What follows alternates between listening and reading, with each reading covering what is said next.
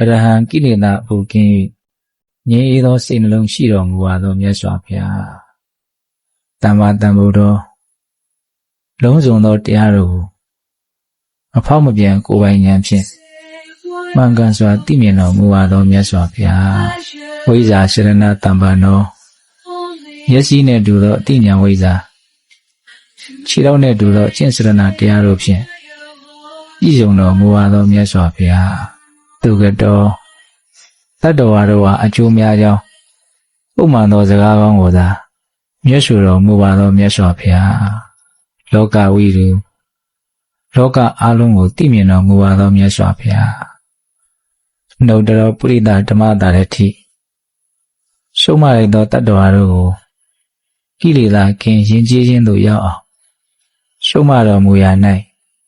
အတုမရှိမြတ်ဆုံးဖြစ်တော်မူပါသောမြတ်စွာဘုရားတတ္တာဒေဝမနုဿာနံတန်တရားခီးသောတတ္တဝါအများတို့၏ရှေးသွားကောင်းဆောင်ကြီးဖြစ်တော်မူပါသောမြတ်စွာဘုရားဘုဒ္ဓသစ္စာလေးပါးအမှန်တရားတို့ကိုကိုယ်တိုင်လည်းသိမြင်တပါးသူတို့ဟာလည်းသိစေတော်မူတတ်ပါသောမြတ်စွာဘုရားဘဂဝါပြုကျင့်ခဲ့သောပါရမီတော်နန္ဒတို့ကြောင့်လောကီလောကုတ္တရာကောင်းမြတ်သောဂုဏ်ဖြာဖြာတို့ဖြင့်ကောင်းစွာဂုဏ်လုံးဤပြည့်စုံတော်မူပါသောမြတ်စွာဘုရား